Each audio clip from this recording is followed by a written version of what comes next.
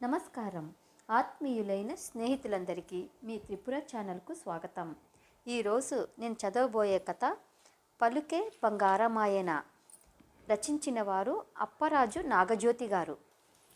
నాన్న, నువ్వు కొనే ప్రతి వస్తువు నాన్నమ్మ కోసమేనా? కొత్త ఏసీని అమ్మ గదిలో బిగించమంటూ నేను పనివాళ్లతో చెబుతుంటే విన్న మా అబ్బాయి శైలేష్ తన అయిష్టతని బాహాటంగా ప్రదర్శించేసి విసురుగా బయటికెళ్ళిపోయాడు. కొడుకు మాటలు బిగ్గరగా వినిపిస్తుంటే వంటింట్లో నుండి హాల్లోకొచ్చిన కోమలితో, పెద్దంతరం చిన్నంతరం లేకుండా ఎంత పెడసరంగా మాట్లాడుతున్నాడో చూడు అన్నాను నేను కోపంగా. వాడన్న దాంట్లోనూ నిజం ఉంది కదండి. 6 నెలల క్రితం ప్లాస్మా టీవీ కొంటున్నారని చెప్పగానే ఫ్రెండ్స్తో కలిసి సరదాగా అందులో క్రికెట్ మ్యాచ్లు చూడొచ్చునని వాడు ఆశపడ్డాడు. తీరా చూస్తే మా అమ్మకి చత్వారం ఉంది, పెద్ద స్క్రీన్ పైన బొమ్మలు బాగా కనపడతాయి అంటూ దాన్ని కాస్త తీసుకెళ్ళి అత్తయ్య గారి గదిలో పెట్టించారు. ఇలా ప్రతి విషయంలో ప్రథమ తాంబూలాన్ని మీ అమ్మగారికే అందిస్తుంటే ఇంట్లో మిగతా వాళ్ళకి మండదా మరి? ఓ పక్కన కొడుకుని సమర్థిస్తూనే పనిలో పనిగా తన అక్కసుని వెల్లడించింది మా ఆవిడ. నా చిన్నతనాన్నే నాన్న చనిపోతే ఎన్నో ప్రయాసాలు కూర్చి పెంచి పెద్ద చేసిన మా అమ్మకి ఈ మాత్రమైన సౌకర్యాలని కల్పించడం కొడుకుగా నా విధి. అది మాత్రమే కాదు కోమలి, అమ్మ గదిలోనే అన్ని ఏర్పాట్లు ఉంటే అమ్మకిక గది దాటి బయటికొచ్చే అవసరం ఉండదు. దాంతో ఆవిడ ప్రాణానికి హాయిగా ఉంటుంది, నీకు వెసులుబాటుగా ఉంటుంది. చీటికి మాటికి అమ్మ హాల్లో తచ్చాడుతూ ఉంటే నీ ప్రైవసీకి ఇబ్బందిగా కలిగిందని చిరుబురులాడుతూ కంప్లైంట్లు చేసేది నువ్వేగా, కాదంటావా మరి? ఆ మాట నిజమేలేండి. అత్తయ్య గారు హాల్లోకొచ్చి ప్రతి విషయాన్ని ఆరాలు తీస్తుంటే నాకు మహా చిరాకొచ్చేస్తుంది బాబు. పోనీ ఆవిడ అంతటితో ఆగినా సర్దుకుందును, కానీ అక్కడే సోఫాలో కూర్చొని నా కోసం వచ్చే ఫ్రెండ్స్ అందరితోనూ బాతాకాని పెట్టుకుంటారు. ఇక మన రిషిగాడు కనిపించడం ఆలస్యం. వాడి చెవిలో జోరీగలాగా దూరి ఏవో నీతి బోధలు చేస్తూనే ఉంటారు. అవన్నీ వాడికి నచ్చవు. అలాగని పెద్దవిడనేమీ అనలేక నా మీద ఎగురుతాడు. ఈ గోలంతా పడే కంటే మీరన్నట్టుగా ఆవిడికి ఆ గదిలోనే అన్ని ఏర్పాట్లు చేయడమే ఉత్తమం. అయినా మీ చాదస్తమే కానీ అత్తయ్య గారి కోసం మీరిన్ని చేస్తున్నా నాకైతే ఆవిడ మొహంలో ఏనాడు పిసరంతైనా సంతృప్తి కనిపించదు. ఆవిడ నోటి నుండి మీ గురించి ఒక చిన్న పొగడ్తా వినిపించదు. పలుకే బంగారమాయన అన్నట్టు ఎప్పుడూ మూతి బిగించుకునే కూర్చుంటారు. తను చెప్పవలసింది చెప్పేసి తిరిగి వంటింట్లోకి వెళ్ళిపోయింది కోమలి. అమ్మ గురించి చివర్లో తనన్న మాటలు నాకు అప్రియంగా అనిపించినా ఆ క్షణాన వాటిని నేనంతగా పట్టించుకోలేదు. అయితే ఏసీ ఫిట్ చేయడం పూర్తయ్యాక అమ్మ గదిలోకి వెళ్ళి రిమోటుతో టెంపరేచర్ సెట్ చేసి మలయ మారుతంలా వీచిన చల్లగాలిని ఆస్వాదిస్తూ, అమ్మ ఏసీ బాగా పనిచేస్తోంది కదూ అన్న నా మాటలకి అవునన్నట్లుగా కేవలం తలాడించి ఊరుకున్న అమ్మ మోములో నేనాశించిన ఆనందం కనిపించినప్పుడు మాత్రం అమ్మ గురించి కోమలి చేసిన వ్యాఖ్యానంలో నిజం లేకపోలేదనిపించింది. ఆ తర్వాత మాట్లాడేందుకిక ఏమీ లేదన్నట్లుగా నిర్లిప్తంగా టేబుల్ పైనున్న భగవద్గీతని అందుకుంటున్న అమ్మతో సంభాషణని పొడిగించడం ఇబ్బందిగా తోచి అక్కడి నుండి బయటకొచ్చేసి హాల్లో కూర్చున్నాను. నేను హాల్లోకి రావడం చూసిన కోమలి, ఏమండి, మన ఇంటికి కొత్త ఏసీ వచ్చిన శుభ సందర్భంలో మీకు ఇష్టమైన గులాబ్ జామున్ చేశాను, తినండి అంటూ చేతికివ్వగా అందుకొని తినబోతూ, అమ్మకిచ్చావా కోమలి అని అడిగాను. ఆవిడికి పెట్టకపోతే మీరు ఊరుకుంటారా మహానుభావా? ఆ గదిలోకి ముందుగా సప్లై చేశాకే మీకిస్తున్నాను లేండి కాస్త కినుకుగా అంది కోమలి. ఏ మాట కామాటే చెప్పాలి. అప్పుడప్పుడు కోమలి నాపైన అమ్మపైన చెనుకులని విసురుతుందే కానీ అమ్మకి ఏ విషయంలోనూ లోటు రానియదు. అందుకే తనపైన అమితమైన ప్రేమ పొంగుకురాగా, శిల్పారామం చూడాలని ఎప్పటినుండో అడుగుతున్నావుగా, త్వరగా తయారైరా, వెళ్ళి వద్దాం అనగానే కోమలి మొహం 1000 వాట్ల బల్పులా వెలిగిపోయింది. ఇదిగో ఇప్పుడే చిటికెలో వచ్చేస్తాను అంటూనే నా బుగ్గపైన గట్టిగా ముద్దు పెట్టేసి బెడ్రూంలోకి పరిగెత్తింది. తనంతే అల్పసంతోషి, చిన్న చిన్న వాటికే సంబరపడిపోతుంది. ఆ ఆనందాన్ని అప్పటికప్పుడే ఇలా ఏదో ఒక చర్య ద్వారా ప్రదర్శించేసి నా మనసును దోచుకుంటుంది. అమ్మ కూడా ఎప్పుడూ అలా మౌనంగా ఏదో కోల్పోయిన దానిలా నిర్వేదంగా ఉండకపోతే అప్పుడప్పుడైనా కోమలిలాగా చక్కగా తన సంతోషాన్ని మాటల్లోనో చేతుల్లోనో వ్యక్తం చేస్తే బాగుండును కదా. శిల్పారామంలో చూడవలసినవన్నీ చూసేసి ఇక ఇంటికి బయలుదేరుతుండగా హఠాత్తుగా వెనక నుండి నా భుజం మీద చెయ్యి పడటంతో ఉలిక్కిపడి చూస్తే అక్కడ నా చిన్ననాటి స్నేహితుడు కనిపించాడు. అరే కిరీటి, నువ్వేమిట్రా ఇక్కడ అంటూనే ఆనందంగా వాడిని కౌగిలించుకున్నాను. చెన్నై నుండి ట్రాన్స్ఫర్ మీద ఇక్కడికి వచ్చి 2 నెలలైంది సాయి. ఆఫీస్ పనులు బిజీగా ఉండటం వల్ల ఇంతదాకా నిన్ను కలవలేకపోయాను. వీలు చూసుకొని మీ ఇంటికి రావాలనే అనుకుంటున్నాను. ఇంతలో ఇలా కలిశాం. అన్నట్టు మా ఇల్లు ఇక్కడికి దగ్గరలోనే ఉంది. నాతో పాటు మా ఇంటికి రండి. అమ్మ ఎప్పుడూ మిమ్మల్ని గుర్తు చేసుకుంటూనే ఉంటుంది అన్నాడు కిరీటి. అలాగే లేరా అంటూనే కోమలి వైపు తిరిగి, కోమలి, వీడు నా ఫ్రెండ్ కిరీటి. మేము తణుకులో ఉన్నప్పుడు మావి పక్కపక్క ఇళ్ళు. వీడు నేను అక్కడ 6 ఏళ్ళు కలిసి చదువుకున్నాము. తను మన పెళ్ళికి కూడా వచ్చాడు అంటూ పరిచయం చేశాను. ఆ తరువాత కిరీటితో కలిసి వాళ్ళ ఇంటికి బయలుదేరాము. చెప్పులని ఓ వారగా వదిలి హాల్లోకి అడుగు పెట్టగానే అక్కడ సోఫాలో కూర్చున్న యశోద పిన్నిని వెంటనే గుర్తుపట్టాను.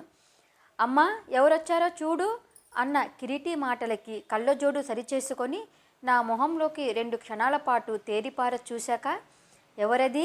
సాయిరాం కదూ, చాన్నాళ్ళకి కనిపించావు, బాగున్నావా బాబూ? ఇందిరక్క ఎలా ఉంది అంటూ ఆప్యాయంగా పలకరించింది యశోదా పిన్ని. అందరం బాగున్నాం పిన్ని, నువ్వెలా ఉన్నావు? నాకేం నిక్షేపంలా ఉన్నాను. బంగారం లాంటి కొడుకు, నెత్తిన పెట్టుకొని చూసుకునే కోడలు పిల్ల, ముద్దులు మూటగట్టే మనవరాలు అంటూ నిండుగా చెప్పిన పిన్ని కళ్ళల్లో కనిపించిన సంతృప్తికి నాకు చాలా సంతోషం వేసింది. అమ్మ కళ్ళల్లో ఇటువంటి ఆనందం ఎందుకు కానరాదో. కాసేపు ముగ్గురం కలిసి తణుకులో జ్ఞాపకాలను నెమరువేసుకుంటుంటే కోమలి శ్రోతలా వింటూ కూర్చుంది. ఇంతలో సడన్గా ఏదో గుర్తుకురాగా, ఏరా కిరీటి, ఈవేళ శిల్పారామం మేనేజర్ని కలవాలన్నావుగా, కలిశావా అన్న పిన్ని ప్రశ్నకి, ఆ పని పూర్తి చేసుకొని తిరిగొస్తుంటేనే అనుకోకుండా అక్కడ మన సాయి కనిపించాడమ్మా అని చెప్పాడు కిరీటి. ఆ తల్లి కొడుకుల సంభాషణ నాలో ఆశ్చర్యాన్ని నింపింది. కిరీటి తన ఆఫీసుకు సంబంధించిన విషయాలని కూడా తల్లితో చెప్పుకోవడం చిత్రంగా అనిపించింది. నా మట్టుకు నేను అమ్మతో ఇలాంటివి పెద్దగా మాట్లాడను. అడపాదడపా ఆఫీసు విషయాలు ఇంట్లో పంచుకున్నా అది కోమలితోనే. అయినా ఒక తరం వెనక మనిషి అయిన అమ్మకి నా ఆఫీసు విషయాలు చెబితే మాత్రం అర్థమవుతాయా పాడా? అంతలో బయట నుండి లోనికి వచ్చిన వ్యక్తిని భాగ్యలక్ష్మి నా భార్య అని పరిచయం చేస్తూనే ఆమె చేతుల్లో నుండి కూరగాయల సంచులని అందుకొని వంటింట్లో పెట్టి వచ్చాడు కిరీటి. సోఫాలో యశోద పిన్ని పక్కనే కూర్చొని కొంగుతో నుదుటిపైన చెమటను తుడుచుకుంటూ, అత్తయ్య, ఈవేళ మార్కెట్లో మీ అబ్బాయికి ఇష్టమైన చింత చిగురు దొరికింది. అలాగే మీకిష్టమైన బొమ్మిడాయిలు దొరికాయి. ఈ రాత్రికి వంట ఏం చేయమంటారు అని భాగ్యలక్ష్మి అడుగుతుంటే, బాగా అలసిపోయినట్టున్నావు తల్లి, ఇవాల్టికి నువ్వు రెస్ట్ తీసుకో. నేను ఇందాకే టొమాటో పచ్చడి చేసి వంకాయ కూరలోకి మసాలా కూడా రెడీ చేశాను. అన్నము కూర అరగంటలో అయిపోతాయి అని చెబుతూ, సాయి, మీరు ఈవేళ ఇక్కడే భోజనం చేయండి. నీకు టొమాటో పచ్చడి చాలా ఇష్టం కదా అంది యశోద పిన్ని. నా ఇష్టాలు నీకెంత బాగా గుర్తున్నాయి పిన్ని అంటూ ఆశ్చర్యపోతూనే, ఇప్పుడు భోజనాలు అవి వద్దు, ఆలస్యం అవుతుంది. అమ్మ ఇంట్లో ఒక్కతి ఉంది. మరోసారి తీరిగ్గా వస్తాము పిన్ని అన్నాను. అయ్యో, అమ్మని ఇంట్లో ఒంటరిగా వదిలి వచ్చావా? అలా అయితే త్వరగా బయలుదేరు సాయి.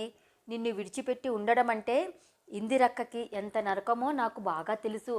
అప్పట్లో మన కాంపౌండ్లో ఆడవాళ్ళంతా కలిసి అడపాదడపా సినిమాకో షాపింగ్కో ప్రోగ్రాం వేస్తే మా సాయి ఇంటికొచ్చేటప్పటికి నేను ఇంట్లో ఉండకపోతే వాడు బెంగెట్టుకుంటాడు యశోద.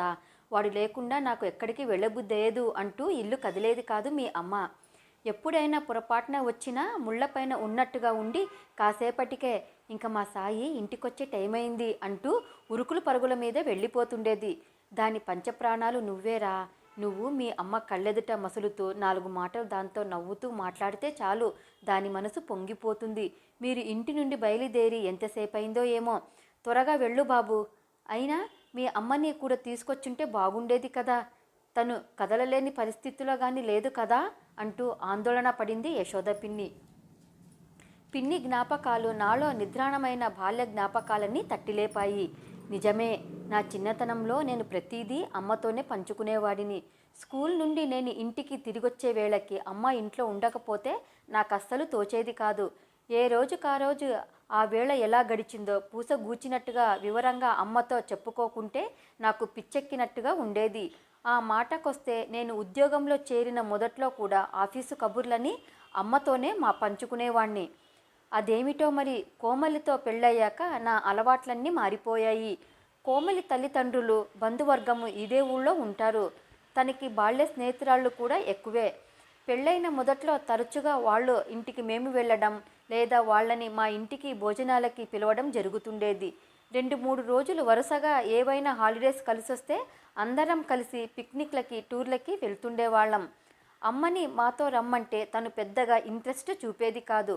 నేను బలవంతం చెయ్యబోతే పెద్దవారు ఆవిడని ఇబ్బంది పెట్టడం దేనికి, ఆవిడికి ఎలా ఇష్టమో అలానే ఉండనివ్వండి అనేది కోమలి. అలా వివాహం తర్వాత కోమలితో నా బంధం బలపడి నా మనసుని తలుపులని తనతో పంచుకోవడం మొదలెట్టగానే నాకు తెలియకుండానే అమ్మకు నాకు మధ్యన దూరం పెరిగిపోయి మాటలు తగ్గిపోయాయి. భోజనం చేశావా, మందులు వేసుకున్నావా లాంటి పొడి పొడి మాటలే తప్ప అమ్మతో నేను నోరారా కబుర్లు చెప్పి ఎన్నాళ్ళయ్యిందో.